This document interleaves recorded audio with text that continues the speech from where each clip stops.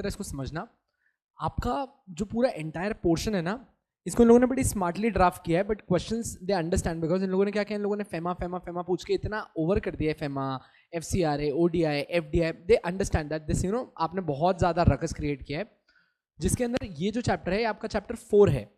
Chapter 4 क्या कह रहा है, ये कह रहा है फॉरेन कंट्रीब्यूशन रेगुलेशन एक्ट 2010 का। मैं आपको आपके फैक्ट में, आप for the matter of fact जो आपके दोस्त अभी जा रहे हैं एग्जाम देने, या फिर जब आप जाने जा रहे होगे, फेमा के ऊपर पहली बात बड़े डायरेक्ट क्वेश्चन आते हैं, और डायरेक्ट क्वेश्चंस में अगर आपको भी इनके स्कैनर्स भी उठा के देखोगे ना, तो हर चैप्टर से बड़े पेटेंटेड क्वेश्चंस है जो बड़े डायरेक्ट डायरेक्ट डायरेक्ट डायरेक्ट बार बार रिपीट होते हैं। इसमें हल्का सा हे एंड वाई बस हल्का सा चेंज करते हैं। अपन ने इसको एकदम सेंट्रलाइज में बनाया कि जो मैक्सिमम पार्ट इसके अंदर चैप्टर में से आ सकते हैं आपके, उनके ऊपर पूरा का पूरा कवर किया है। एक बार अपन ये करेंगे, इसके बाद ना अपन इसकी मॉड्यूल की रेट लेंगे प्रायर टू योर टेस्ट, जो मैं आपके अभी कंडक्ट करने वाला था, जो मैं अभी लास्ट लेक्चर में बोल के गया। इसकी एक और आपको मॉड्यूल की भी रीड दिलाऊंगा, और उसके बाद आपको क्वेश्चंस दूंगा, so that you get a great idea about how this actually FCRA works. अब है ना 5 मिनट के लिए सिर्फ बात समझनी है कि हम आ कहां से रहे और क्यों इस बात पे आ रहे हैं। एक्ट का ईयर कौन सा है, यू कैन सी इट्स 2010। तो हमने बोला कि सर पहले ना हमको ये मत समझाओ कि क्या है, एक्ट है 2010 का, इससे पहले क्या हुआ करता था। अच्छा, इससे पहले भी फॉरेन कंट्रीब्यूशन रेगुलेशन एक्ट ही हुआ करता था, पर पहले चलता था वो 1976, अभी FCRA 2010 है। तो पहली बात आपको समझ में आई कि सर 1976 से कोई एक्ट था जो चल रहा था, जिसको हमने 2010 के अंदर रिपील किया, और अभी करंटली हम 2010 का एक्ट फॉलो करते हैं। सर एक्ट का नाम क्या है, एक्ट का नाम है कुछ फॉरेन कंट्रीब्यूशन। सर आगे छोड़ दो, पहले ना इन दो मतलब का मतलब बता दो। फॉरेन का मतलब होता है ऐसा पैसा जो मेरे देश से ना, मेरे देश के बाहर से आ रहा हो, that's a foreign money for me. आपने वर्ड यूज किया सर कंट्रीब्यूशन। कंट्रीब्यूशन का मतलब क्या होता है, कोई आपको डोनेशन दे रहा हो, ये कंट्रीब्यूशन है। कोई आपके अंदर आके इन्वेस्टमेंट्स कर रहा हो, कंट्रीब्यूशन है। कोई आपको हॉस्पिटैलिटी प्रोवाइड कर रहा हो, कंट्रीब्यूशन है। आपने बोला सर ये हॉस्पिटैलिटी का मतलब क्या होता है, मैंने आपकी 5 स्टार होटल में बुकिंग कराई है यहाँ पे आने के लिए, फ्लाइट की टिकट्स बुक करा के दी है आपको यहाँ पे आने के लिए, साथ में आपके अकाउंट में कुछ पैसे भी डाले। Now that's hospitality from my and, even that is called a contribution. आपने बोला सर कंट्रीब्यूशन और क्या हो सकता है, इन द सेंस मैंने आपको गिफ्ट दिया जिसकी वैल्यू स्पेसिफाइड अमाउंट से ज्यादा है, दैट्स कंट्रीब्यूशन। मैंने आपकी मार्केटिंग के लिए देश में आके कहीं खर्चा किया, कंट्रीब्यूशन। तो आपने बोला सर मतलब आप ये कहना चाह रहे हो कि कंट्रीब्यूशन इज समथिंग जो आप अर्न नहीं करते, कंट्रीब्यूशन इज समथिंग जो आप अर्न नहीं करते, आपको विरासत, फोकट या फिर बाय देयर चॉइस मिलती है। हमने कहा बिल्कुल। इसका मतलब है कि कल अगर तुम लोग बाहर जाके कोई प्रोफेशनल सर्विस प्रोवाइड कर रहे हो और उसके लिए पैसा कमा के रहे हो, तो फॉरेन कंट्रीब्यूशन नहीं है, ये फॉरेन इनकम है, हम इसको अलग से ट्रीट करेंगे। इस चैप्टर में आपने किसके बारे में बात करनी है, फॉरेन कंट्रीब्यूशन के बारे में बात करनी है। बात पहले कहते हैं, चैप्टर का नाम क्या है, फॉरेन कंट्रीब्यूशन, बाहर से आया हुआ पैसा कंट्रीब्यूशन के तौर पे। आगे देखना ब्रैकेट में इसने क्या लगाया, फिर आपने कहा कि सर हमने ना इसके लिए foreign contribution regulation word use किया। रेगुलेशन वर्ड का मतलब क्या है, इससे पता पड़ेगा कि 1976 और 2010 में क्या फर्क आया। आपने कहा अच्छा सर सिर्फ पहले एक बात बताओ रेगुलेशन वर्ड से पहले, कि फॉरेन कंट्रीब्यूशन आप रेगुलेशन एक्ट की बात कर रहे हो, तो ये आया किन के लिए। दो सबसे ज्यादा इसके आने का रीजन था पॉलिटिकल पार्टीज। मतलब अगर आप ये फिक्रा पढ़ रहे हो चाहे 1976 या 2010, इसका काम ही पॉलिटिशियंस से रिलेटेड है। इलेक्शंस के टाइम पे तुम लोग बाहर के नाम पे पैसा लेके आओगे कि बाहर से फॉरेन कंट्रीब्यूशन है हमारी मार्केटिंग के लिए। हमने कहा क्यों बाहर वाले तुम्हारे लिए कर रहे हैं भाई कंट्रीब्यूशन, मतलब रीजन होगा ना कि भाई मोदी बहुत अच्छे लीडर है, जीत जाएगा, अच्छा लीडर है, तो आप क्यों कंट्रीब्यूट कर रहे हो। आपने कहा अच्छा चलो ठीक है, मतलब पॉलिटिकल पार्टीज नहीं ले सकती ना पैसे, चलो मंजूर। 1976 में भी यही बात थी कि पॉलिटिकल पार्टीज नहीं लेंगी। अब ये होशियार क्या करते थे, ये बोलते ठीक है हम पैसे लेंगे ही नहीं। अच्छा एक बात बताना, पॉलिटिकल पार्टी पैसा लेगी तो वो पैसा कहाँ उड़ाएगी, फॉर एन एग्जाम्पल आपके हिसाब से इलेक्शन में कहाँ उड़ाएगी। मोदी जी का मैक्सिमम खर्चा कहाँ होता है देश में, एडवर्टीजमेंट। ठीक है, हम नहीं एक्सेप्ट करेंगे, जो हमारे लिए एडवर्टीजमेंट करता है उसको तो दे दो, चलो हम नहीं करेंगे, न्यूज़पेपर वालों को तो दे दो जो हमारे बारे में बड़े बड़े इश्तेहार देंगे, चलो हमको मत दो, हमारी म्यूनिसिपैलिटी वालों को तो दे दो। हमने कहा बेटा कोई भी इंसान कंट्रीब्यूशन के तौर पे जो किसी भी तरीके से किसी भी पॉलिटिकल पार्टी से रिलेटेड हो, कभी भी फॉरेन कंट्रीब्यूशन रेगुलेशन एक्ट के अंदर पैसे नहीं ले सकता। मतलब हम बाहर वालों का पैसा तुमको नहीं मिलने देंगे, क्योंकि हमको पता है तुम क्या करोगे, तुम पहले बाहर वालों से पैसा लोगे। फिर बाहर वाली कंपनियों को अप्रूवल देना चालू करोगे ऑब्लिगेशन में कि तुम यहाँ पे आ जाना, फिर तुम बिजनेस करना, तुम हमारी इंडियन इकोनॉमी की सत्यानाश कर दोगे पूरे के पूरे। आपने कहा सर इकोनॉमी की सत्यानाश कैसे हो रही, कोई बाहर से आ भी गया तो? दोस्त सोच के देखना, एक जियो मोबाइल आने की वजह से ना तुम्हारी टेलीकॉम इंडस्ट्री कोलैप्स हो गई। वोडाफोन आइडिया 50,000 करोड़ का लॉस बुक कर रहा है। एयरटेल लास्ट प्रॉफिट से अभी में 12% के लॉसेस बुक कर रहा है। कोई भी उठा लो, रिलायंस कॉम लॉसेस, हर कोई लॉसेस में, हर कोई लॉसेस में। हमने कहा जब हमारे देश में खाली जो है ना, जो फेयर कंपटीशन चल रहा था, जहां पे 1% डोमिनेंट पोजीशन पे आया ना, उसने पूरी टेलीकॉम इंडस्ट्री की मदर सिस्टर ऑल टुगेदर कर दी। तो सोच के देखो कि बाहर के लोगों को तुम ऐसे आलतू फालतू हेन तेन में अलाउ करोगे ऑब्लिगेशंस की वजह से, कितनी बड़ी दिक्कत है। और चलो नहीं भी करो, तुम बहुत बड़े ईमानदार हो, तो बाहर का पैसा क्यों चाहिए तुम्हें तुम्हारे पॉलिटिकल एजेंडा के लिए? देश में टैक्स ले रहे हो, सब कुछ कर रहे हो ना, बाहर से पैसे आने की जरूरत नहीं है। श्योर ना? इसी को अपन कहते हैं इलेक्शंस बाय फेयर मींस। बाहर का पैसा क्यों? अच्छा, आज जाहिर सी बात है, अगर आप कांग्रेस वर्सेस बीजेपी करवा दो एडवर्टीजमेंट के मामले में, कौन जीतना है? BJP, undoubtedly. अरे जहां हाथ लगाएगा ना, बाहर से उतना पैसा आएगा, जितना बोलोगे उतना पैसा आएगा। कांग्रेस को कोई नहीं देगा पैसे। अपन ने कहा था जब अगर बीजेपी जीत गई तो मार्केट उठ जाएगा, पर बीजेपी नहीं जीती तो मार्केट वापस टूट जाएगा। क्यों बोला था? पैसा है यार बाजार में उसके नाम पे, कि भाई बीजेपी आती है तो कैपिटलिस्ट इकोनॉमी बनाती है, बीजेपी आती है तो काम करवाती है, बीजेपी आती है तो भाई एक बार के लिए कॉर्पोरेट्स को एंट्रीज मिलती है, मेक इन इंडिया कंसेप्ट लेके आ रही है, एंटरप्रेन्योरशिप प्रमोट कर रही है, देश का डेवलपमेंट है। ऐसा आउटसाइडर्स की नजरों में इंडिया का एक ऐसा इमेज सेट हो रहा है। उसी हिसाब से फॉरेन कंट्रीब्यूशन रेगुलेशन एक्ट ने क्या बोला, 1976 है ना, बड़ा ही लाइट एक्ट था। पहले आप कहते थे हमारे पास फेरा एक्ट था, फॉरेन एक्सचेंज रेगुलेशन एक्ट, फिर हम फेमा लाए। क्यों? क्योंकि उसमें रेस्ट्रिक्शन बहुत ज्यादा थे, लोग यहां पे पैसा ला नहीं पा रहे थे, तो हम लाए फेमा कि थोड़ा मैनेजमेंट करो, आने दो पैसा, आने दो यार, कोई दिक्कत नहीं। तो फेरा से फेमा क्यों आए थे? क्योंकि अपने को रेस्ट्रिक्शन कम करने थे। पर फिक्रा 1976 से 2010 में तुम इसलिए गए क्योंकि तुमको रेस्ट्रिक्शन और स्ट्रिंजेंट पेनल्टीज बढ़ानी थी। ऑब्जेक्ट ऑफ द एक्ट समझा? यही ऑब्जेक्ट के ऊपर इसमें मल्टीपल क्वेश्चंस बनते हैं। Who can accept, how much can expect, कौन कौन इन पैसों को यूज कर सकता है, कौन अलाउ नहीं करता, और पेनल्टी। यही होते हैं इस चैप्टर के सारे रिलेटेड क्वेश्चंस जो मैंने आपको भी ऑब्जेक्ट बताया।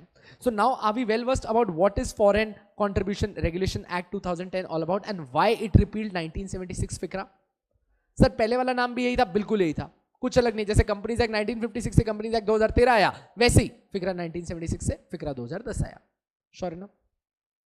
A Foreign Contribution Regulation Act 1976 was enacted with the objective to regulate the acceptance, utilization of contribution. बाहर का contribution यहां पे लाने से पहले हम उसको बताते थे आप कैसे रेगुलेट करोगे। और foreign hospitality by certain individuals और एसोसिएशन और companies.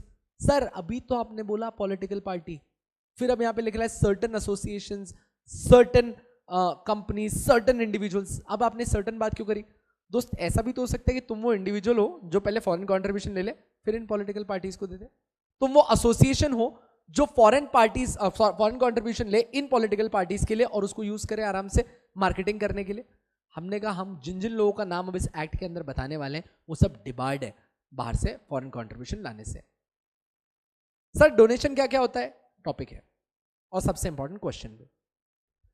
Second, to prohibit the acceptance and utilization of contribution or foreign hospitality for any activities detrimental to the national interest. कोई भी ऐसा contribution जो मेरे national interest के खिलाफ जा रहा है मैं नहीं चलूंगा। इंडिया सोवरेन कंट्री है, इंडिया रिच कंट्री है, आपको बाहर से contribution लाके इलेक्शन करने की जरूरत नहीं है। हम लोग इतने डिपेंडेंट नहीं हो गए, मतलब वहां आना था तो फिर अपने देश का नाम बदल देंगे, पाकिस्तान रखना था।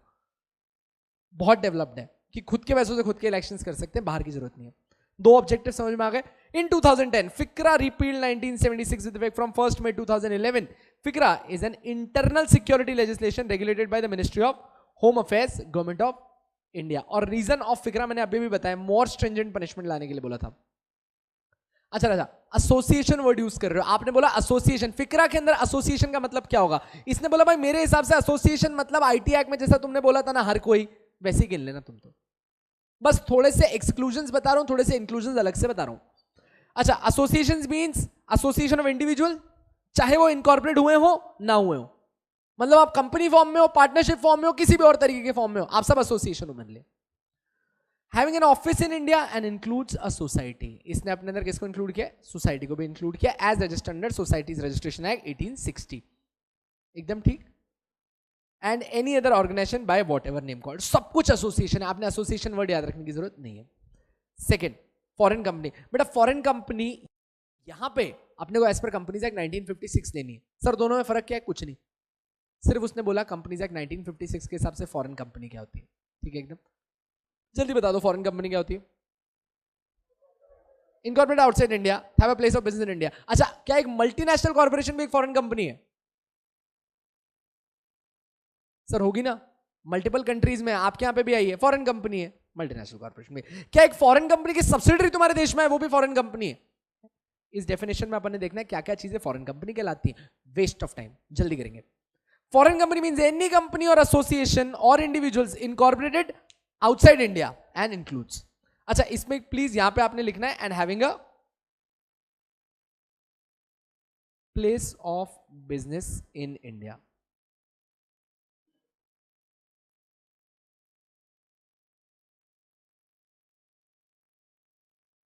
चलते थे। Foreign company within the meaning of section 591 of companies act 1956। You know why we are using 1956? क्योंकि आज भी एक्ट 1956 पे रिलेट करता है। Company which is a subsidiary of a foreign company is a foreign company. The registered office और the principal place of business is somewhere outside India.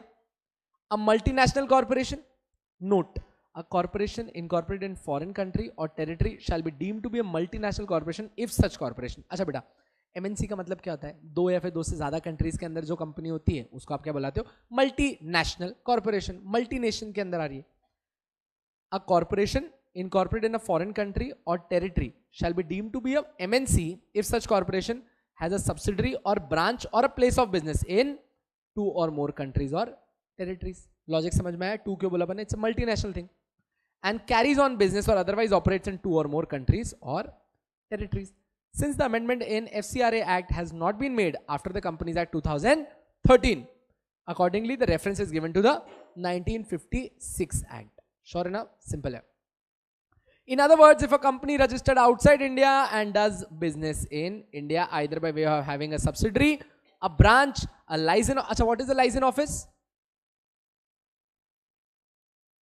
जल्दी जल्दी जल्दी, what's the license office?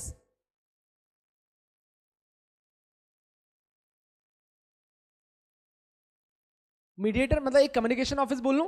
Licence is which creates communication between you and Indians, खत्म, license office. Project office in India shall be treated as a foreign company. Simple, कोई दिक्कत नहीं। आ जाओ। अच्छा बेटा, having a place of business in India, बस इतना ही लिखना है नेक्स्ट वाले पेज पे, इंपॉर्टेंट डेफिनेशंस में।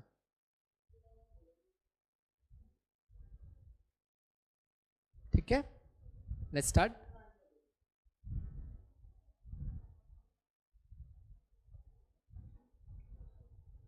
चलो बालिकाओं, नेक्स्ट स्टेप है फॉरेन कंट्रीब्यूशन। फॉरेन कंट्रीब्यूशन का मतलब क्या होता है? एनीवन? जो बाहर से हैं। अच्छा, मैंने बाहर एक प्रोफेशनल सर्विस दी जिसकी वजह से मेरे को फीस मिली, is it foreign contribution? No. क्यों? That's foreign income, not contribution. Foreign contribution means the donation, the delivery और transfer made by any foreign source. अब बात समझना, फॉरेन कंट्रीब्यूशन सिर्फ और सिर्फ फॉरेन मनी पे नहीं टिका है। कैन बी डोनेशन और कैन बी डिलीवरी और transfer made by any foreign source of any article not being an article given to a person as a gift for his personal use। आपके personal use के लिए आपको बाहर से कुछ gift आया ना, हम उसको नहीं मानते।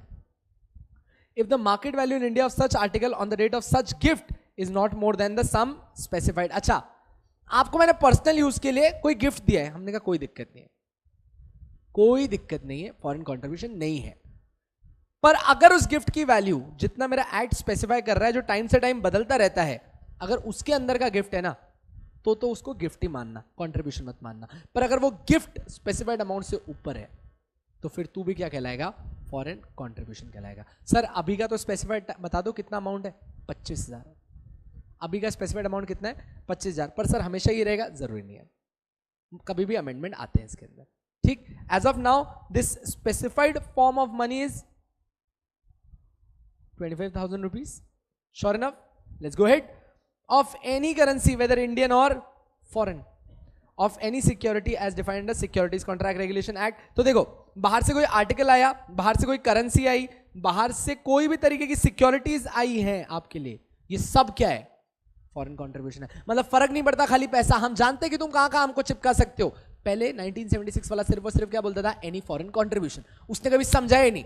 इन लोगों ने 2010 वाले एक्ट में हर चीज बता दी कि तू गिफ्ट बोल, तू शेयर्स बोल, तू पैसा बोल, तू करेंसी बोल। अच्छा एक और मस्त तरीका, आपने कहा सर फॉरेन कंट्रीब्यूशन नहीं चाहिए, मतलब फॉरेन करेंसी नहीं चाहिए ना, फॉरेन करेंसी वाला इधर आएगा, इंडिया की करेंसी में एक्सचेंज कराएगा, इंडियन मनी दे देता हूं, तो तुम्हें फिक्र में ही नहीं आया। हमने कहा हमको पता था तू ऐसी औकात दिखाएगा।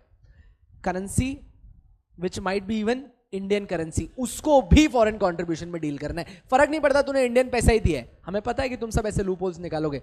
कोई भी करेंसी हो, इस फॉरेन करेंसी अगर फॉरेन सोर्स से आ रही है तो, चाहे तू इंडियन रुपीज ही क्यों नहीं भेज रहा। Sure enough. Note, a donation, delivery or transfer of any article, currency, security received by any person who has received it from any foreign source either directly or through one or more person। देखो directly BJP को कोई पैसे दे रहा है या फिर कोई उसके और पर्सन को दे रहा है, जो ये पैसा बीजेपी तक पहुंचाएगा, क्या वो भी फॉरेन कंट्रीब्यूशन के अंदर आएगा? Yes, shall also be deemed to be foreign contribution. बोलो सो फार सो गुड, कोई भी दिक्कत नहीं है। अच्छा आप मेरे को एक चीज समझाना, फॉरेन कंट्रीब्यूशन है कितने का है? 10 करोड़ का है। इसके ऊपर ब्याज जुड़ के 1 करोड़ और मिला मुझे, ठीक है। इसके ऊपर ब्याज इंटरेस्ट कितना है? 1 करोड़। ये फॉरेन कंट्रीब्यूशन है कि नहीं है? The interest over the contribution is also foreign contribution और नॉट? आपने कहा that is going to be foreign contribution. The interest accrued on foreign contribution deposited in any bank or any other income derived from the foreign contribution shall also be deemed to be foreign contribution। याद रहेगी ये बात? अच्छा so far so good, कुछ tough तो नहीं लग रहा चैप्टर के अंदर? One of the most ट्रिकीस्ट chapter बच्चे, कुछ भी नहीं। Any amount receive by any person from, अच्छा ये रिपीट है, बिल्कुल रिपीट है, from any sources India by way of फी। अच्छा एक सेकेंड, फीस मिली है, फॉरेन कॉन्ट्रीब्यूशन है कि नहीं है? सर फीस नहीं होता contribution. Including fees charge by an educational institution in India from foreign student और toward cost in lieu of goods. मैंने कोई गुड्स बाहर बेचे थे, मेरे को उसके पैसे आए। मैंने कोई सर्विस बाहर दी थी, उसके पैसे आए। और service rendered by such person in the ordinary course of his business, trade और commerce, whether within India और आउटसाइड इंडिया, और any contribution receive from an agent of a foreign source toward such fees और cost shall be excluded from the definition of foreign contribution. Logic clear है? क्योंकि बच्चे foreign income है, foreign contribution नहीं है। आपको direct पैसा मिला, आपके एजेंट को पैसा मिले, आपको गुड्स भेजने की वजह से पैसा मिला, आपको कोई सर्विस देने की वजह से पैसा मिला, इसमें आपने कुछ किया है, मैं आपको नहीं रोकूंगा। ये फॉरेन एक्सचेंज मैनेजमेंट एक्ट का काम है। फेमा बताएगा आपको, एलआर स्कीम बताएगी कि आप कितना पैसा बाहर ले जा सकते हो, मैंने बीच में नहीं आना। फिक्रा का काम सिर्फ और सिर्फ कितना है? कंट्रीब्यूशन की बात करना। और मेरे लिए कोई भी तरीके की फीस जिसके लिए आपने गुड्स सर्विसेज कुछ ना कुछ दिया हो, कंट्रीब्यूशन नहीं है। श्योर ना? पक्का। Next up, foreign hospitality. Hospitality का मतलब क्या बताया था अभी आपको? बाहर की कोई सेवा जो आपको मिल रही है। अच्छा इसका डायरेक्ट पहले एग्जांपल रीड करो ताकि आपको समझ में आए। Air tickets, 5 star accommodation. अच्छा 5 star is just an example, ठीक है। 3 स्टार भी होना, that is also hospitality. So just to way of exactly planned hospitalisation provided by a foreign company to the government. Did you see what they used? To the government. अब ये government के ऊपर, अब ये chapter धीरे धीरे आपको government की तरफ लेके जाने वाला है। आप फॉरेन हॉस्पिटैलिटी पढ़ो। Means any offer not being a casual one, any offer not being a casual one, made in cash और kind by a foreign source, providing with the cost of travel to any foreign country और territory, और with free boarding, lodging, transport और medical treatment. हमने कहा ये सब क्या आ रहा है फॉरेन हॉस्पिटैलिटी में? क्या hospitality is also included in contribution? Yes, ठीक है एकदम।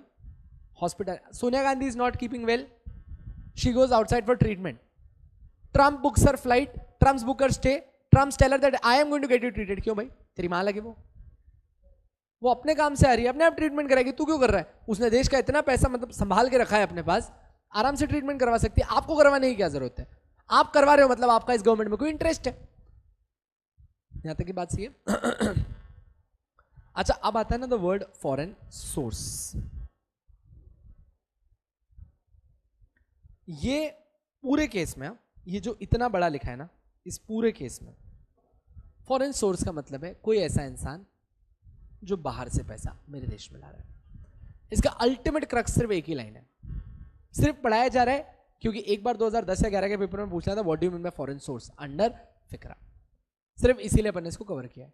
बाकी आज के टाइम में इतने सिंपल क्वेश्चन तुम्हारे ख्वाबों ख्यालों में मत सोच लेना तुम लोग, मतलब वो एक द बैक देन टाइम था कि जहां पे पेपर सिंपल हुआ करता था बीसीएल का, उस टाइम की बात है। तो ये सिर्फ समझने के लिए, पर समझाने का क्रक्स में तुमको एक ही बता रहा हूं, फॉरेन सोर्स का मतलब होता है जहां देश के बाहर से पैसा आ रहा है। सर देश के बाहर कोई इंडियन रहता है वो भी पैसा भेजे तो फॉरेन सोर्स, क्योंकि अब वो मेरे देश के बाहर रहता है, अब वो मेरे देश का हिस्सा नहीं है और वो कोई फीस नहीं भर रहा है, वो किसी इंसान को यहाँ पे कंट्रीब्यूट कर रहा है, मतलब वो क्या कहलाएगा, फॉरेन कंट्रीब्यूशन कहलाएगा। Sure enough, let's do this. The government of any foreign country or territory and any agency of such government is what? A foreign source. Any international agency, अच्छा एक सेकेंड, सिर्फ एक एजेंसी को कभी अपन ने include नहीं किया, that is the United Nations. बाकी सब कहीं से पैसा आया ना फिक्रा के अंदर आएगा। सर यूनाइटेड नेशन क्यों? अबे वो पूरे देश का संग्रह, पूरे दुनिया का संग्रहालय है वो एक जगह पे। यूनाइटेड नेशंस अगर तुमको कोई कंट्रीब्यूशन दे रहा है ना तो तुमको तुम्हारी पार्टी जिताने के लिए नहीं देगा, वो दे रहा है कि तुम कोई सिस्टमिक रिस्क के अंदर आ गए हो, तुम्हारे देश के अंदर कोई कोलैप्स हो रहा है, तुम्हारे देश के अंदर कोई प्रॉब्लम हो रही है, तभी यूएन पैसा देगा। एकदम ठीक है। Any international agency not being the United Nations, the world bank, अच्छा यूएन का क्रिएशन है सब, इंटरनेशनल मॉनेटरी फंड यूएन, ये सब यूएन के पार्ट्स हैं। World bank, international monetary funds, UN, ये सब official regulator of the world, ये सब वर्ल्ड को रेगुलेट करते हैं, इनकी नहीं गिनने अपन ने, इनसे मस्ती मत करना। और any such agency as the central government by notification specify in this behalf. तो बच्चे क्या चीज फॉरेन सोर्स में नहीं आ रहा? UN, world bank, international monetary fund, और सेंट्रल गवर्नमेंट ने अगर इस एक्ट के अंदर फ्यूचर में किसी और को नोटिफाई किया as not coming under foreign source, बाकी सब कुछ फॉरेन सोर्स है, ये याद होना चाहिए, ठीक है।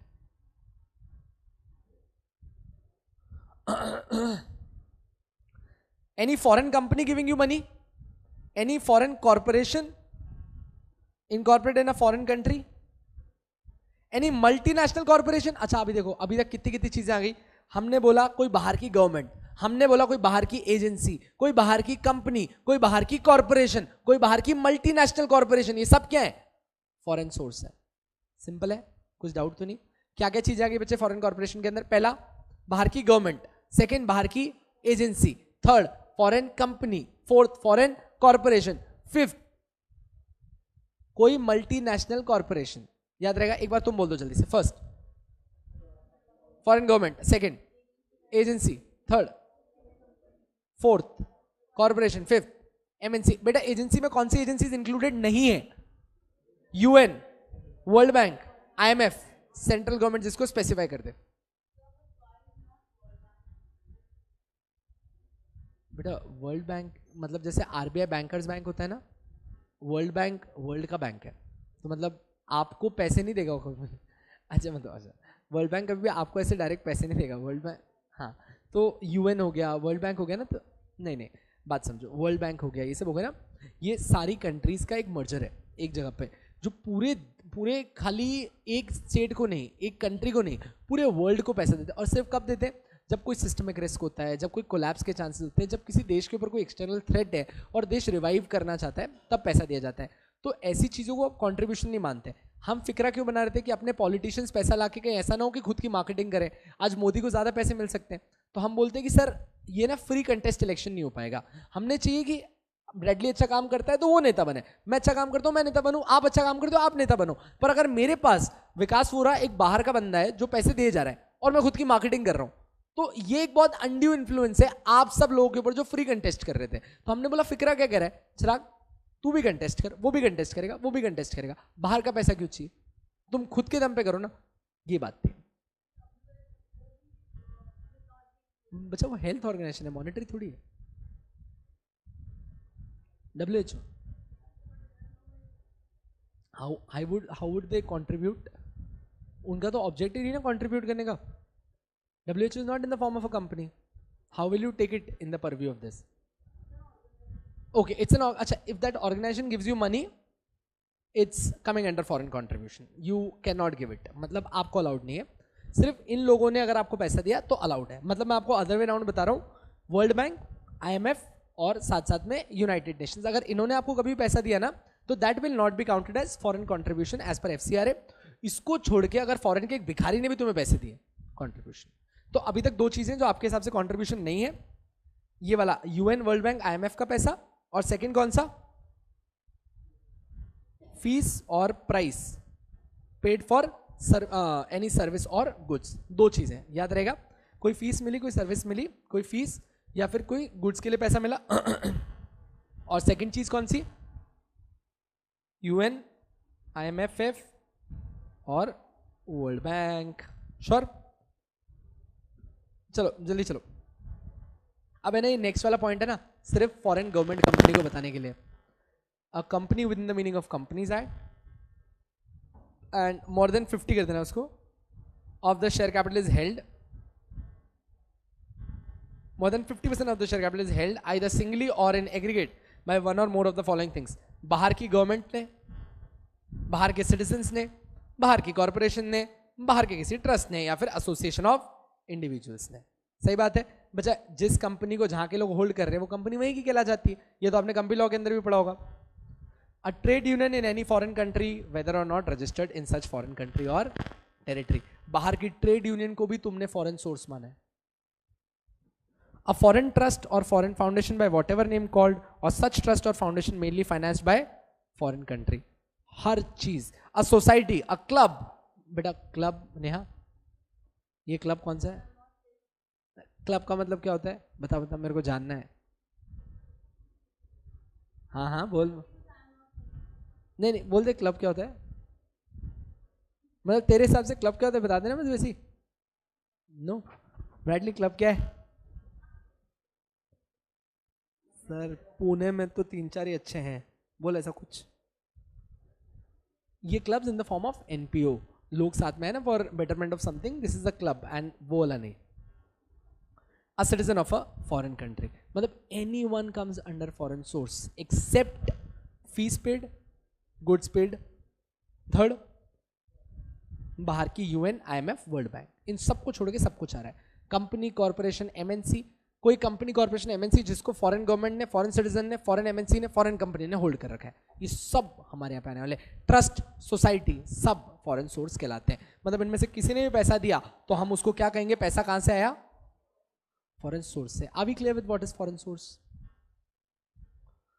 आय हाय हाय, what do you mean by political party? Yes broadly, कोई डाउट है?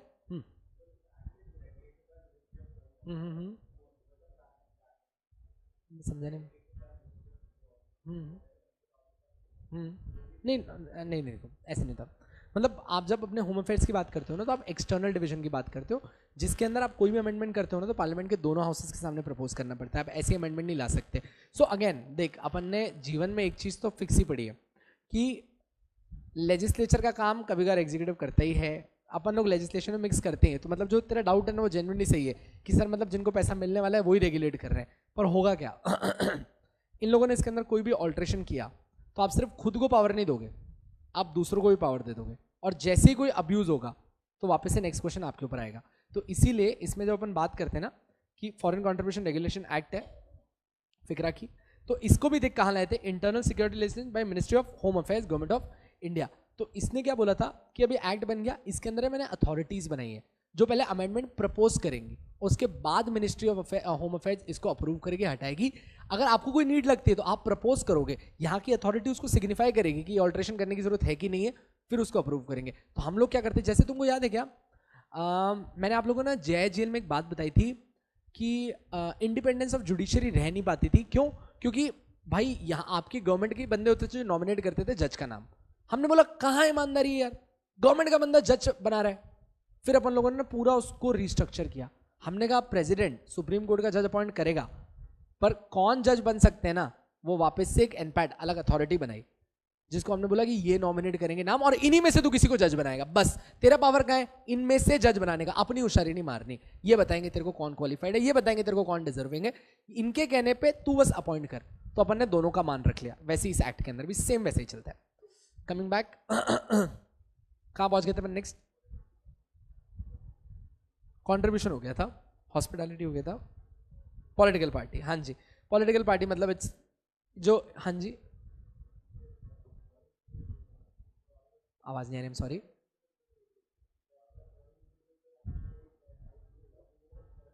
अच्छा, अपन एक काम करते हैं, पहले इस चीज को, पहले फॉरेन इंडिविजुअल की बात कर रहे हो आप। एक चीज मैं आपका खाली एग्जांपल सिंप्लीफाइड रखूं, क्योंकि हर चीज का इंटरप्रिटेशन अलग निकलेगा।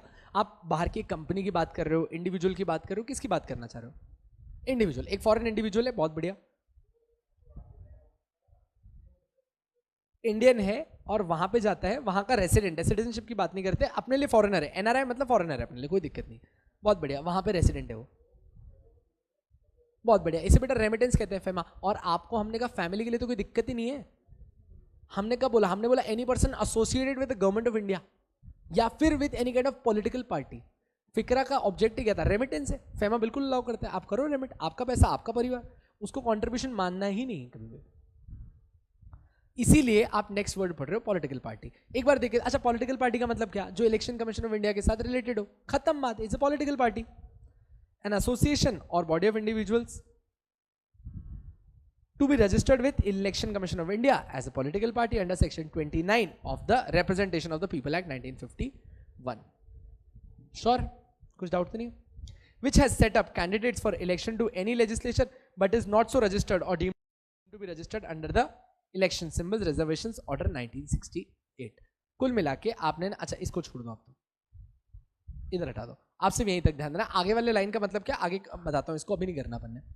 A party mentioned in column 2 of table 1 of table 2 of the notification of the election, जो ऊपर लिखा है ना वो इधर लिखा हुआ है, ईसी कमीशन में किस एक्ट में कहां पे लिखा हुआ है, यहां लिखा हुआ है। तो अगेन इसको भी आप बिल्कुल छोड़ दो, ठीक, आगे बढ़ने का अपने को। Note, words and expression used herein are not defined in this act but defined in representation of people act 1950 और the representation of people act 1951 और FEMA 1999 shall have the meanings respectively assigned to them in those act। कुछ नहीं पढ़ना आगे। अच्छा बेटा, legislature का मतलब तुमको मैंने कॉन्स्टिट्यूशन में ही पढ़ाया है। Legislature means either house of parliament, first house second house, दोनों के दोनों लेजिस्लेचर है। Legislative assembly of a state मतलब स्टेट का भी हाउस, और in case of state having a legislative council, house of legislature of the state. Union territory का legislature भी लेजिस्लेचर है। Legislative assembly for the national capital territory of Delhi, Delhi के लिए भी जो अपनी असेंबली है। Municipality as per article 243 of the constitution, P हटा देना, नहीं पी रहने देना, 243 P of the constitution. District council, regional council in the state of Assam, Meghalaya, Tripura, Mizoram as in the 6th schedule of the constitution. आपने देखा इसने लेजिस्लेचर को क्या किया, जहां जहां पे गवर्नमेंट के हाउसेस बैठते हैं उन सबको लेजिस्लेचर बोला। पहला बोला either house of the legislature मतलब लोकसभा राज्यसभा, फिर बोला हर स्टेट के अंदर जो लेजिस्लेटिव असेंबली बनती है, फिर इसने कहा हर यूनियन टेरिटरी के अंदर जो लेजिस्लेटिव असेंबली बनती है, फिर इसने आगे बोला दिल्ली जो हमारी नेशनल कैपिटल है उसके अंदर जो असेंबली बनती है, कोई म्यूनिसिपैलिटी या फिर कोई इवन, देखना अपन जब बात करते हैं ना, अगर आपको याद हो ये डायलॉग, कभी मैं इसके ऊपर एक बार सेपरेट बात करूंगा, this is one of the favourite things which I would ever like to talk about. Assam, Meghalaya, Tripura, Mizoram, इन सब की बात करूंगा।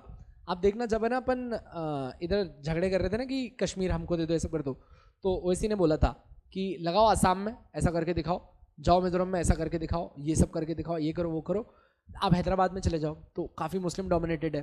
तो इन सब के भी लेजिस्लेचर को पहले के टाइम पे बहुत डिस्प्यूटेड लेजिस्लेशंस माने जाते थे।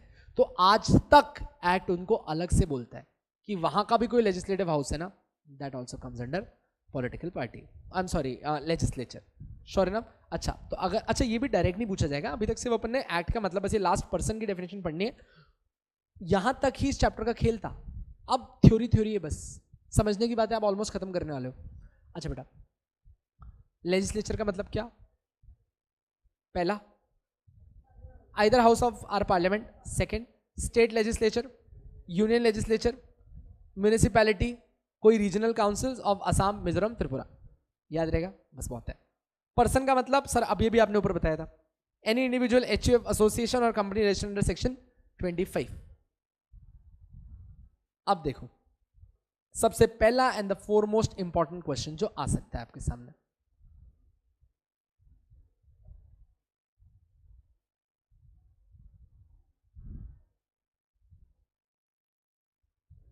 क्या कह रहा है ये? Prohibition of accepting foreign contributions. This act imposes restriction on acceptance of foreign contribution by candidates for election, correspondent, columnist. अच्छा बेटा ना खाली पहली लाइन समझाऊंगा, बाकी सब आपके लिए केक वॉक है. खाली ये पहली लाइन समझनी है आपको, समझना. This act imposes restriction on acceptation of contribution by candidate. पहली चीज, पहली लाइन में एक वर्ड है, कोई भी कैंडिडेट एक्सेप्ट नहीं करेगा क्या? Foreign contribution. फॉरेन कॉन्ट्रीब्यूशन का मतलब पता है? फॉर इलेक्शन, इलेक्शन के लिए पैसा नहीं लेगा. कॉरेस्पॉन्डेंट, इलेक्शन से जुड़े कामों के लिए. कॉलमनिस्ट और कार्टूनिस्ट, आप देखते हो ये ना न्यूज़पेपर ऐड आते हैं कि ये देश बर्बाद हो रहा है और यहाँ से बीजेपी आ रही है, ओ माय गॉड देश आबाद हो गया, और अपन अलग से पिक्चर देखने लग जाते हैं. मार्केटिंग. कॉलमनिस्ट, कार्टूनिस्ट, एडिटर, कोई मीडिया कंपनी, कोई ओनर और एनी प्रिंटर और पब्लिशर. जज, गवर्नमेंट सर्वेंट, प्लीज यहाँ पे ये हटा दीजिएगा, और employees of any corporation owned and control by the government, member of the legislature, political party और ऑफिस बेरर. बात समझ आई? This act has restricted accepting contribution from any foreign source by कोई पॉलिटिकल पार्टी जो election contest कर रही है, या फिर उसी के लिए कोई करस्पॉन्डेंट, या उसी के लिए कोई कॉलमनिस्ट, कोई कार्टूनिस्ट, कोई एडिटर, कोई media company, owner of any of these things, any printer और पब्लिशर, जज, government servant, employ of employ of home, employ of any corporation, and that corporation is owned and controlled by the government. Central नहीं लिखा है, खाली government लिखा है. Member of any legislature, legislature का मतलब आप सबको पता है, that legislature means what? Any political party और ऑफिस बेरर. Sure enough? पहली बात, पहली पॉइंट समझ में आई? इधर से लेके एंड तक हर चीज इसी के ऊपर रिवॉल्व करेगी. हाँ जी, नहीं, दे आर नॉट अलाउड. आपने पर इन लोगों का नाम भी बताना है, कौन कौन नहीं कर सकते. कॉलमनिस्ट, मीडिया काउंसलिंग, ये सब बताने हैं आपने. ऐसे छोड़ मत देना इस चीज को. ऐसा मत बोलना एनी एसोसिएटेड पर्सन. भरोसा नहीं है तुम्हारा. फर्स्ट पॉइंट एकदम clear. Entering the second point. No citizen of India, resident हो या नॉन रेसिडेंट, जो आपने अभी जस्ट दोस्त बात करी थी, मैंने कहा था भारत का रेसिडेंट और नॉन रेसिडेंट फर्क नहीं पड़ता, तू यहां कंट्रीब्यूट कर रहा है, क्वेश्चन खत्म हो गया. शैल एक्सेप्ट, कोई मेरे भारत का no citizen of India shall accept और अक्वायर और agree to acquire any foreign contribution. आप सबको पता है फॉरेन कॉन्ट्रीब्यूशन क्या होता है? और एनी करेंसी, इंडियन करेंसी भी चलेगी, बिल्कुल चलेगी, from a foreign source. Foreign source का मतलब पता है? On behalf of any political party. Logic already clear है. पॉलिटिकल पार्टी के बिहाफ पे कोई इंडिविजुअल जो मेरे भारत के अंदर चाहे रेसिडेंट हो चाहे ना हो, पैसे एक्सेप्ट नहीं करेगा. थर्ड, अब देखो इसका ऑटोमेटिक लॉजिक बनना चाहिए आपके अंदर. नो पर्सन वेदर इंडियन और फॉरेनर, जो मेरे भारत में रेसिडेंट है, आज फर्क ही नहीं पड़ता तू कहां का है, मतलब nationality and residentship is no question. ऊपर वाले पॉइंट में इसने बात करी नो सिटीजन ऑफ इंडिया, और इसमें नो पर्सन वेदर इंडियन और foreign shall deliver any currency to any person if he knows that such other person intends to deliver such currency to any political party or prohibited from accepting any foreign contribution. समझे इस point का मतलब? Bradley की political party है, मैं उसका agent हूं. Act ने बोला था कि मैं तो ब्रैडली के लिए पैसे नहीं ले सकता. पैसे अब कौन ले रहा है? परम. परम कुछ भी किससे कनेक्टेड नहीं है, पर परम ये पैसा किसको देने वाला है? मेरे को. और मैं क्या करने वाला हूं? इसको. और परम को ये बात अच्छी तरीके से पता है कि पैसा कहां जाएगा. उसने कहा परम तू भी पैसे नहीं ले सकता. अगर तू ये पैसा किसको देने वाला है? आगे किसी पॉलिटिकल पार्टी को या फिर उसके एजेंट को देने वाला है, फर्क नहीं पड़ता. पर अब यहां पे अपन ऐड क्या करना चाह रहे हैं? सर व्हाट इफ ये अपने को बताया नहीं कि पैसा कहां जा रहा है, इसीलिए फॉरेन कंट्रीब्यूशन अकाउंट्स बनते हैं. पैसा ऐसे ही नहीं आ सकता रास्ते चलते, अकाउंट टू अकाउंट ट्रांसफर चलने वाला है ये वाला पूरा का पूरा, और आपको हर चीज का अपडेट मिलेगा, पैसा कहां गया, किसके पास गया. और अगर कल पता पड़ गया ना कि तूने इसके कॉन्ट्रावेंशन में कुछ किया है, तो डायरेक्ट तू फिकरान 2010 के पेनल्टी सेक्शन में घुस जाएगा. सबसे पहले पकड़ेंगे तुझे, उसके बाद मुझे, और फिर लास्ट में आपको. पर फाइन सब भरोगे, क्योंकि आप तीनों ने मिलके एफसीआरए का उल्लंघन किया है. पर पेनल्टी तीनों पे आएगी. ऐसा नहीं हो सकता खाली वो मरेगा अपन दोनों बच जाएंगे. एक्ट को पता था कि तुम लोग ऐसा करोगे कि लेयर्स बना दोगे और सबसे आगे वाले को कह दोगे अबे लगने देना फाइन, हम बैठे पीछे. रिस्क ही नहीं लेते हम ऐसा, सबके ऊपर फाइन लगाएंगे. एकदम ठीक. अभी तक 3 पॉइंट में ना बच्चे याद रखने की बात किया. सबसे पहली बात, कोई भी पार्टी डायरेक्ट नहीं ले सकती या फिर उसके मीडिया हाउसेज इन सबको नहीं दिलवा सकती। सेकंड, कोई भारत का सिटीजन नहीं ले सकता ऐसे ही पैसा और अपने को दे दे। कोई भी सिटीजन जो खुद पैसा ले फिर मेरे एजेंट को पैसा दे और उसको पता है कि ये पैसा कहां जाने वाला है, पॉलिटिकल पार्टी के पास जाने वाला है। D, no citizen of India resident outside India shall deliver foreign currency to any political party और any person associated with the political party. Direct point है, मेरा भारत का ही बंदा है, बाहर जाके रेसिडेंट होके बैठा है और बाहर से पैसा भेज रहा है, किसको? पॉलिटिकल पार्टी को। हमने कहा भाई इतनी देर से रिपीट कर रहे हैं, एक भी लूप होल नहीं छोड़ने वाले। तू देश का हो, तू नहीं हो, तू देश के बाहर रहता हो, तू देश के अंदर रहता हो, तू बाहर फॉरेनर बंदा हो जो यहां आके रेसिडेंट हो, कोई फर्क नहीं पड़ता। मैं कहना क्या चाह रहा हूं, you are a resident, sorry first you are a citizen, either my resident not my resident, debarred. You are a foreigner, either my resident not my resident, debarred. You are a foreigner coming here, staying here, debarred. So nationality and residentship is no question. Sure enough. Last, no person receiving any currency whether Indian or foreign from a foreign source on behalf of any person or class of person shall deliver such currency to any person other than a person for which it was received. तो practically इस point का मैंने नीचे conclusion लिखा है. In simple words, we can say that no political party can accept any foreign contribution in any form, directly, indirectly, from any person, whether he is Indian or foreigner. Sure enough? पक्का?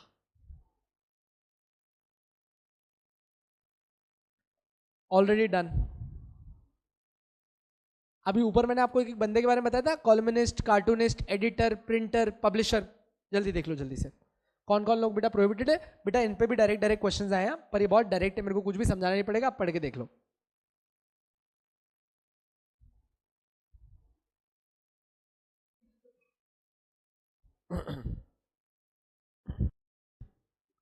कोई दिक्कत तो नहीं आ रही chapter में? चलेगा।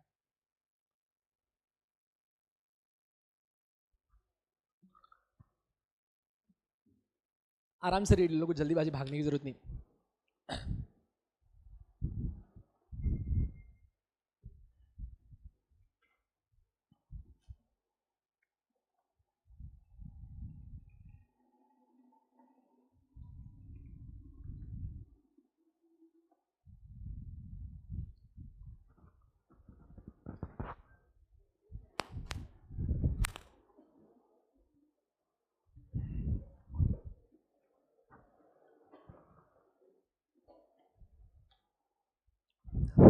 यहां तक कोई दिक्कत नहीं, लेट्स अहेड।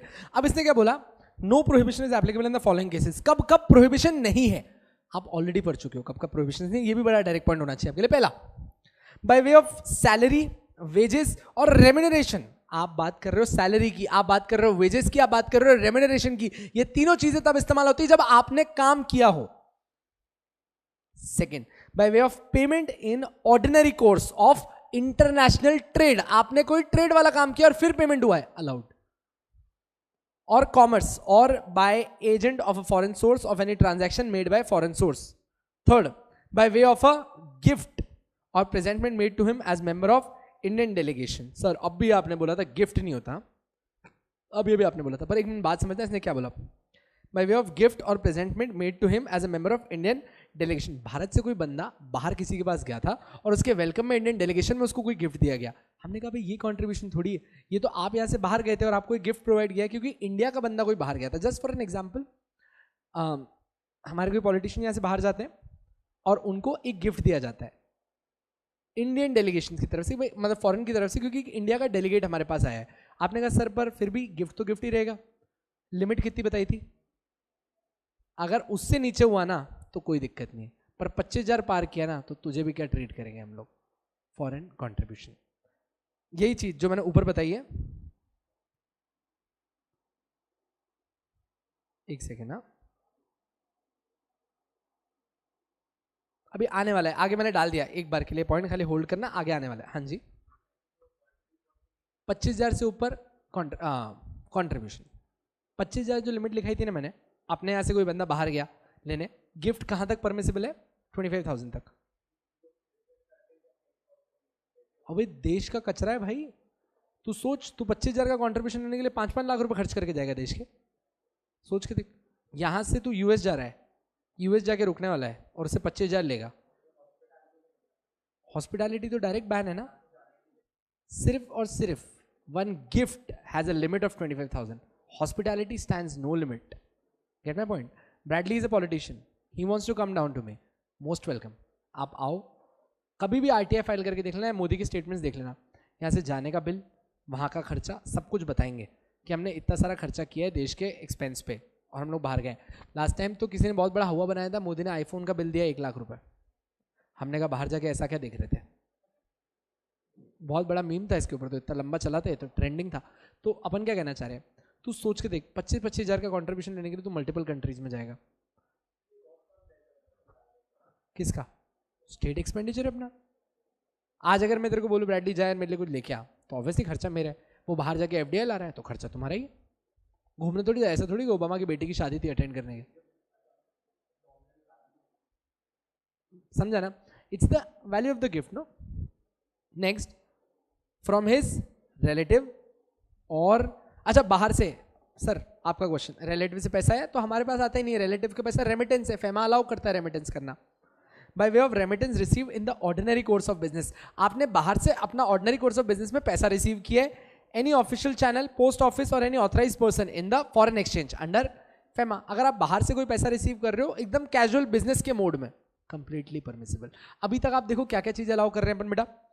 सैलरी अलाउड, कोई बाहर से पेमेंट आया इंटरनेशनल ट्रेड्स में अलाउड, आपको बाहर से कोई गिफ्ट मिला up to 25,000 allowed, from his relatives allowed, by way of remittance received in the course of business, आप फॉरेन एक्सचेंज की तरह ट्रीट किए जाओगे. सिंपल है.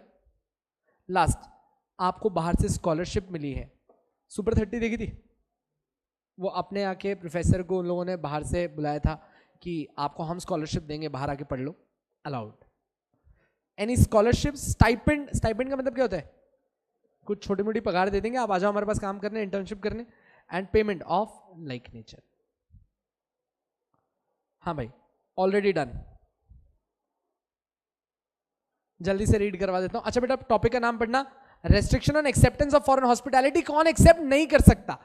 अभी जस्ट आप पढ़ के आए थे, person, prohibition on individual from taking foreign contribution. ठीक है, अब आप पढ़ रहे हो restriction on acceptance of foreign hospitality. Hospitality का मतलब याद है, टिकट्स करा रहे हैं, वहां पे रुक रहे हो. Following persons are not allowed to accept hospitality while visiting to foreign country except with the prior permission of central government. Central government allow करती है ना, तो आप जा सकते हैं. कौन कौन लोग? Member of a legislature, office bearer of any political party. अच्छा बेटा, office bearer of any political party का मतलब क्या है? Rahul Gandhi is an office bearer of Congress. ठीक है, that's it. He is an office bearer, जो हेड पार्टी को संभाल रहे हैं. These are office bearers.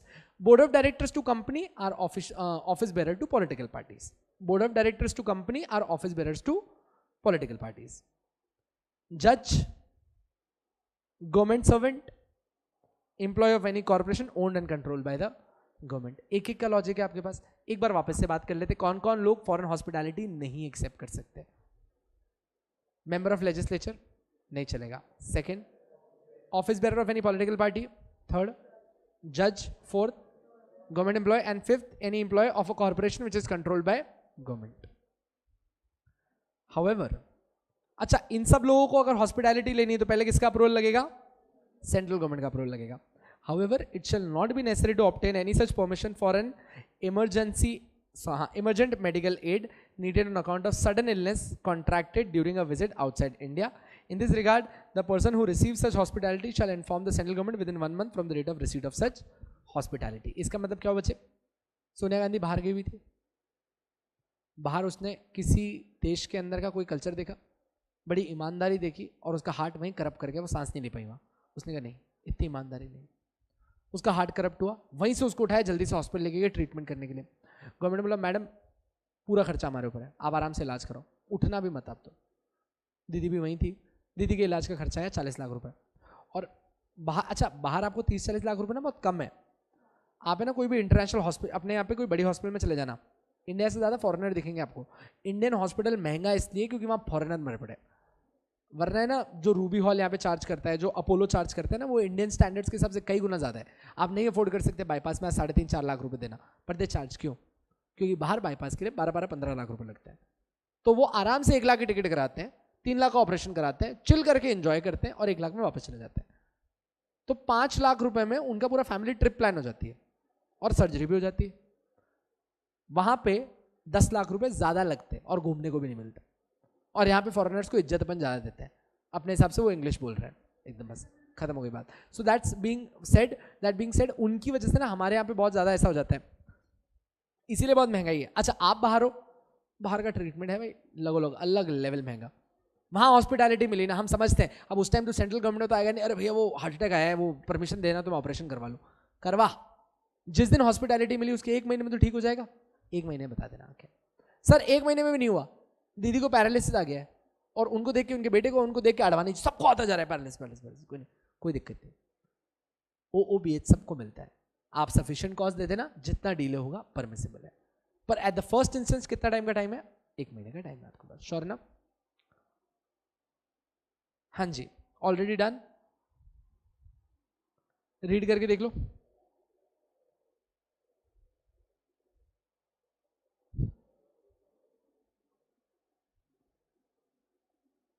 आप कहाँ जा रहे हैं तुम पे? ऐसे ऐसे कैसे रहा, कहाँ जा रहे हैं सर? वेंसडे समझो क्या किसके? 5-10 मिनट रुक जाओ ना, चैप्टर ही खत्म होने वाला, बस पेज देख लिया क्या तुमने पीछे तक?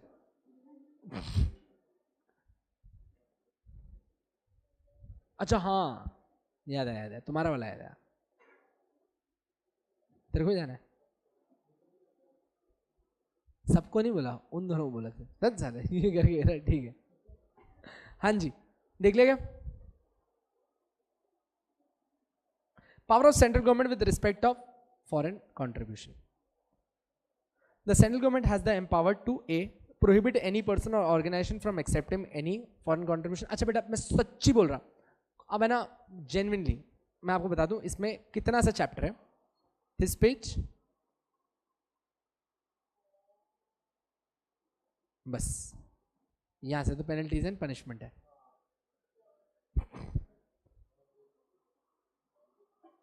अच्छा 5-10 मिनट और पढ़ा दूं फिर छोड़ दूं, इतना तो जस्टिफाइड है। चलो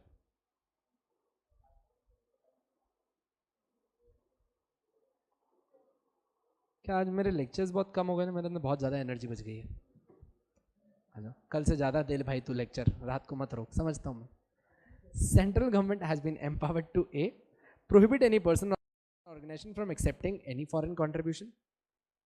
B require any person or class of person to obtain permission. अच्छा है ना, बिल्कुल BBIM पे चीज़ है, सुनना। आप पहले टॉपिक का नाम पढ़ लो। सेंट्रल गवर्नमेंट का पावर है फॉरेन कंट्रीब्यूशन के रिगार्डिंग। उसने बोला सेंट्रल गवर्नमेंट किसी भी ऑर्गेनाइजेशन को, किसी भी पर्सन को रोक सकती है कि आपने फॉरेन कंट्रीब्यूशन नहीं लेना। सेकंड, वो किसी को भी बोल सकती है कि पहले हमसे परमिशन लेना फिर फॉरेन कंट्रीब्यूशन लेना।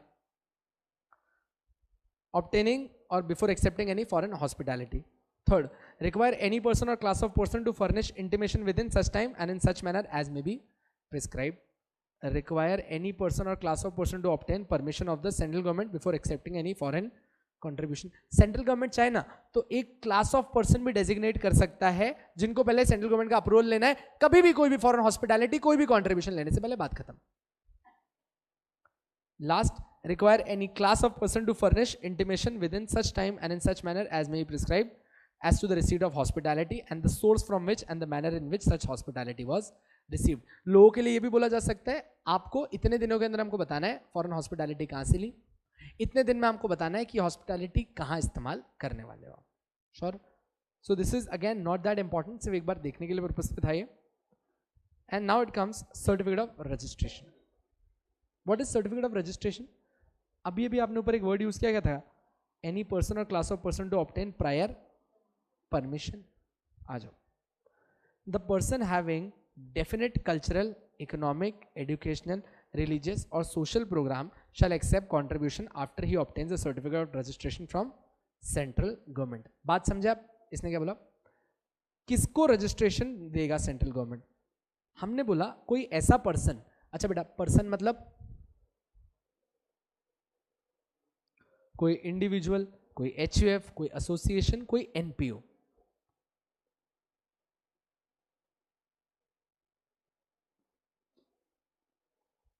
The person having a definite cultural, कोई इकोनॉमिक, कोई एजुकेशनल या कोई रिलीजियस या सोशल प्रोग्राम है, मतलब ये जीव मात्र की भलाई की बात कर रहे हैं, जो कुछ बेनिफिट के लिए इस पैसे को यूज करने वाले, मार्केटिंग पब्लिसिटी के लिए यूज नहीं कर रहे, shall accept contribution but when after they obtain a certificate of registration from the central government. पहला लॉजिक एकदम क्लियर है। अब ना नेक्स्ट चीज क्या बता रहा है, डीम्ड सर्टिफिकेट ऑफ रजिस्ट्रेशन क्या होता है? Any association registered with the central government, association ही किससे रजिस्टर्ड है? सेंट्रल गवर्नमेंट से रजिस्टर्ड है, और granted permission shall be deemed to have been registered as prior permission under this act. जो एसोसिएशन बनाए सेंट्रल गवर्नमेंट ने कोई definite economic, cultural, educational, religious काम करने के लिए, उसको डीम्ड रजिस्ट्रेशन मिला हुआ है।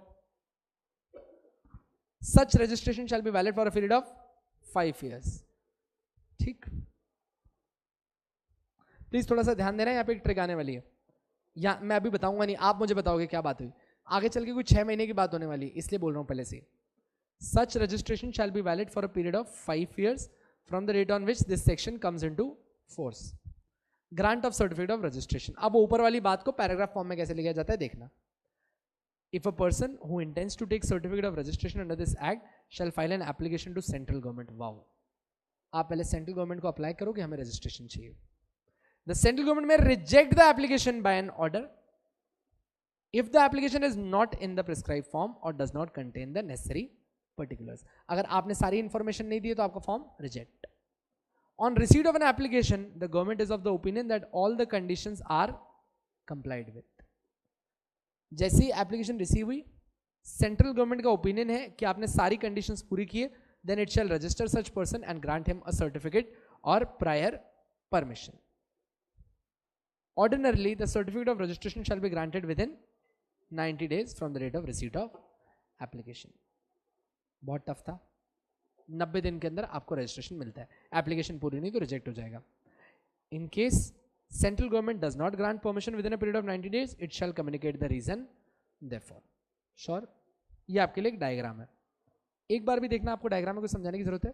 Person who intends to get the registration files an application to central government। Central government, whether the application is complete or not, if not will reject the application, if yes and it is of the opinion that all the conditions are complied, वो आपको 90 दिन के अंदर receipt दे देगी of your certificate. No certificate granted तो reason दे देगी। श्योर ना? जस्ट बिकॉज आपकी इंफॉर्मेशन कंप्लीट है डजंट मीन आपको रजिस्ट्रेशन मिलना ही है। नो तो वो बाद में ही बोल ही सकती है ना। Condition for granting certificate of registration, the person making an application for registration और grant of prior permission is not fictitious और बेनामी। बेनामी प्रॉपर्टी याद है, फिक्टिशियस नेम में अपने को पता ही नहीं किसके नाम पे। So the person making an application for registration, ये पहली कंडीशन है कि आप ओरिजिनल नाम पे। सेकेंड, बहुत तगड़ी बात कहेगा अभी, he is not found guilty और misutilisation of its funds. आपको कभी भी गिल्टी नहीं पाया गया है, कभी ये नहीं पाया गया कि आप पैसा हेवाई कर रहे हो। हेवाई का मतलब इधर उधर इन्वेस्ट करके घुमा रहे हो, मतलब काला धन घुमा रहे हो, इधर उधर ले जा रहे हो, डाइवर्जन, या फिर misutilisation of its funds. दो चीजें, गलत नाम पे नहीं है, कभी आपके ऊपर इल्जाम नहीं था कि आपने पैसे इधर उधर घुमाए। क्यों? क्योंकि आपने पैसे इधर उधर घुमाए तो आप कंट्रीब्यूशन में भी ऐसा कर ही सकते हो ना। Third, has not been prosecuted और कन्विक्टेड। वर्ड सुन रहे हो उसने क्या बोला? ना आप कभी प्रोसिक्यूट हुए हो ना कन्विक्ट हुए हो for indulging in activities aimed at conversion from one religious faith to another. समझ में आया क्या? आपके ऊपर इल्जाम है कि आपने कभी किसी का रिलीजियस फेथ चेंज करके कहीं और करने की कोशिश करी। आपने कहा सर ये पॉइंट क्यों कंसिडर कर रहे हैं? क्योंकि बिटवा आपको अभी अभी रजिस्ट्रेशन किसके लिए मिल रहा था? जिनको कोई कल्चरल, एजुकेशनल या सोशल प्रोग्राम करना है। हमने कहा कि ऐसा तो नहीं कि तू कल्चरल प्रोग्राम ऑन करेगा और उसके बाद लोगों को बोलेगा कि नहीं नहीं अपना फेथ चेंज करके कहीं और एंटर कर जाओ। हमें यही डर है कि आप ऐसा नहीं करो। इसीलिए अगर आप वो इंसान हो जिसके ऊपर कभी इल्जाम भी लगा या वो कभी कन्विक्ट भी हो गया कि उसने ऐसा कोई अफेयर में इंडल्जमेंट किया है, question comes to an end, तेरे को रजिस्ट्रेशन नहीं है, तू तेरे रास्ते। यहां तक बोलो। is not a fictitious, neither guilty of misutilization of funds, neither prosecuted or convicted for indulging in any activity, has not been prosecuted or convicted for creating communal tensions। What's communal tension? उग्रवादी कर रहा है, उग्रवाद कर रहा है। क्या राम मंदिर बनेगा, मस्जिद नहीं? माय गॉड, आज अगर मुसलमान नहीं उठाना तो कभी नहीं उठ पाएगा। उठाओ तलवार मेरे भाइयों, और कुछ नहीं है, इसे बोलते कम्युनल टेंशन। देश में भड़काव बना लाना, जो भी ओवैसी कर रहा है। ओवैसी ने उस दिन क्या बोला कि हम सुप्रीम कोर्ट से नाखुश हैं, फिर बोलता है हमारा फ्रीडम ऑफ स्पीच है, फिर बोलता है कि अरे अगर मैं हैदराबाद में झोले लेके घूमूं तो मुझे इतनी भीख मिल जाएगी कि हम उससे बड़ी जमीन खरीद लें। हमने बोला क्या बताना चाह रहे हो, हम आपको भीख थोड़ी दे रहे थे, क्योंकि आर्कियोलॉजी रिपोर्ट के हिसाब से बोला गया है कि मस्जिद से पहले भी वहां पे कुछ ऐसे मंदिर की चीजें पाई गई हैं, इसलिए सुप्रीम कोर्ट ने हिंदूज के फेवर में जजमेंट दिया और आपके सेंटिमेंट्स की इज्जत रखते हुए हमने वहां आपको एक और 5 एकड़ जमीन दी। दूसरी बात, सबसे बड़ा लॉजिकल इसका जो मुझे समझ में आया, आज मतलब this is not my opinion, this is what the people said out there, जहां पे आपने पहला ओपिनियन दिया कि भाई जैसा आप लोग बोलते हो कि भाई हम लोग हज पे जा रहे हैं, या फिर हमें ना, आपका हज मतलब हमारी तीर्थ यात्रा। आप सोचो अगर कोई आपके बोले आके बोले कि हाजी अली दरगाह यहाँ पे नहीं होगी, यहाँ पे तो ऐसा था वैसा था, या फिर हम कभी इसे तोड़ दे, तो क्या आप जिद नहीं करोगे? जितना आपका इससे अटैचमेंट है उतना हमारा अयोध्या से अटैचमेंट है। आपका कोई इमोशनल अटैचमेंट नहीं है, आपको ये समझाना है। तो ये सेकंड बार बार लोग कह रहे थे, पर यहाँ पे एक जना बीच में आ रहा है, सेंटिमेंट इंटेंशन कुछ भी हो पर मस्जिद यहीं बनेगा। आप इस बात पे लड़ रहे हो। ऐसे बंदों को कहते हैं जो कम्युनल टेंशन क्रिएट करते हैं। हमने कहा तू तो बिल्कुल सर्टिफिकेट मत लेना फॉरेन कॉन्ट्रीब्यूशन का, वरना तो बाहर से पैसा लाके यहाँ पे कम्युनल टेंशन ही क्रिएट करेगा। 4 लोग, पहला गलत नाम, दूसरा गलत पैसा इस्तेमाल, तीसरा किसी को कन्वर्जन करने के लिए इल्जाम भी लगा है, चौथा आप कभी प्रोसिक्यूट या कन्विक्ट हुए हो of for any communal tensions, E is not engaged in propagation of sedition or advocate violent mode to achieve ends. You understand what is sedition?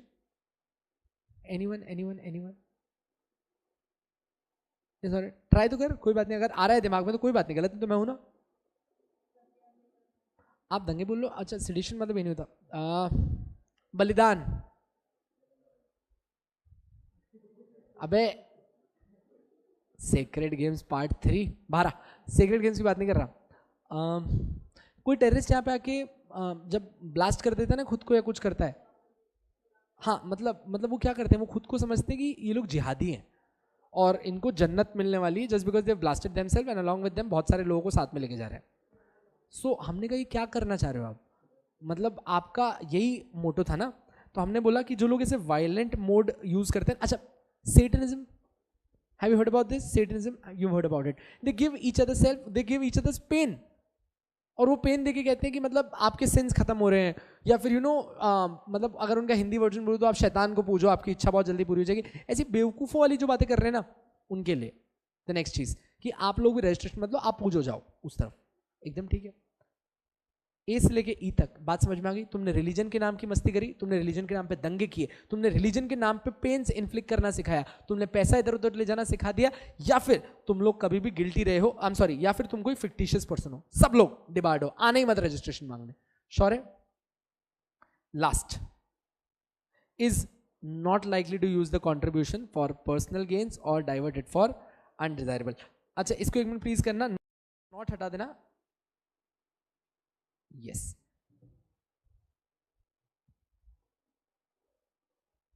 Is likely to use, अरे I'm sorry, please not रहने देना, please not रहने देना।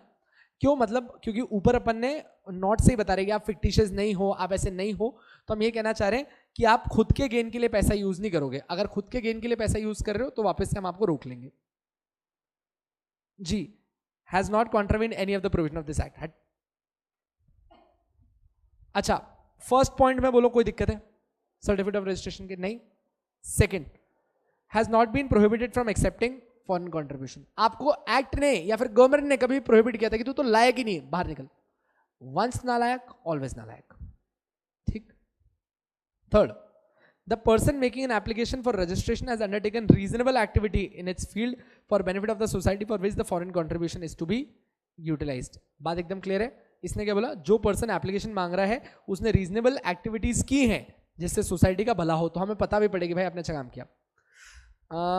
Have you heard about this word सदगुरु? This person सदगुरु आपने सुना है ना? अच्छा, anyone who feels that this guy is earning money और ये तो बेवकूफ बना रहा है लोगों को बैठ के, अच्छा at times, but most of the time you feel कि काम भी करते हैं। मैं बाकी सबकी बात भी एक बार करूं तो अपन ऑलमोस्ट यूनानिमस है कि सर हमें ऐसा लगता नहीं है। अच्छा कुछ तो भला किया उसने, अभी रिसेंटली एक पिटिशन लेके आया कि 4 करोड़ पेड़ लगाने, आप डोनेशन कर सकते हो 14 रुपए से लेके कितना भी आगे तक, आपके पैसों से पेड़ लगेगा।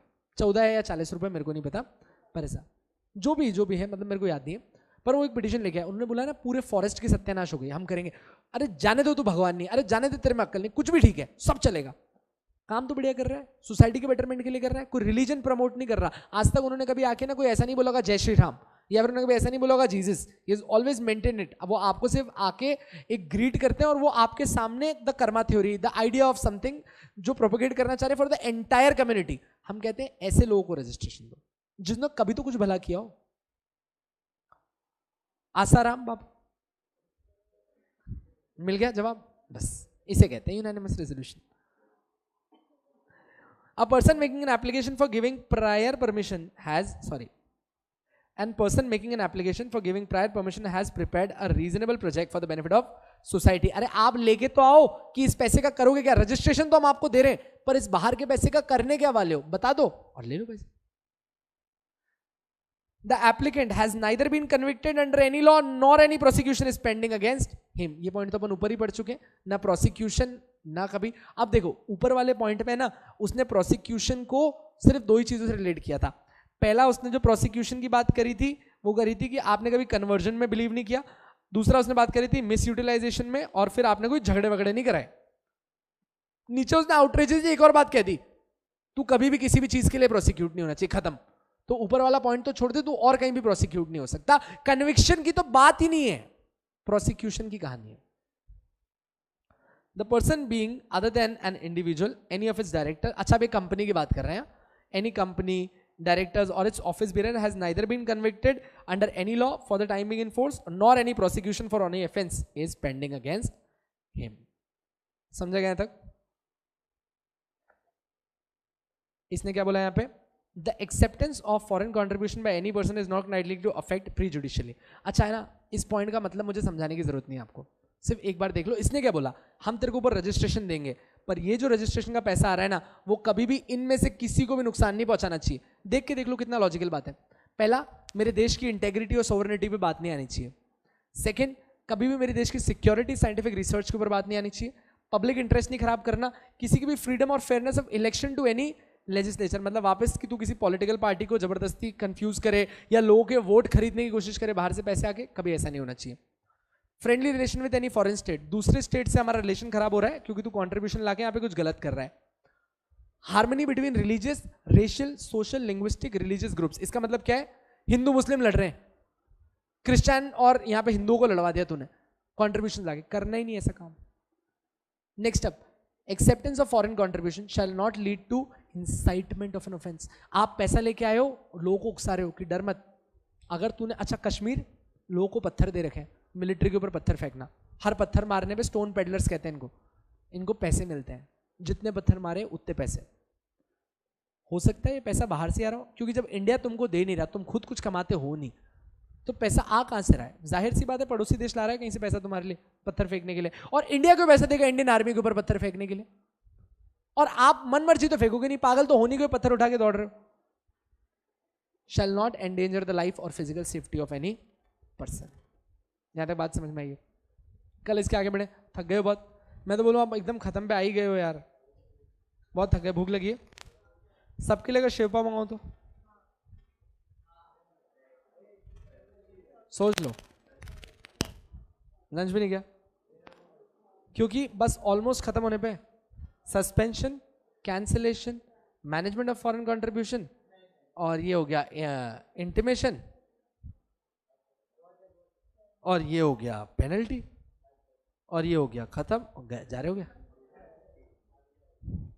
ठीक है, अच्छा अपन आज पहुंच गए 4.8 पे ना। हाँ जी ठीक है, कल इसके आगे बढ़ते हैं, और कल आपका final chapter of my syllabus will start. यहाँ तक एकदम क्लियर है? अच्छा सब कुछ क्लियर तो है, कोई डाउट तो नहीं रह गया आपके इसमें? चलेगा, बहुत बहुत धन्यवाद लेक्चर में आपका बैठने के लिए, आभार।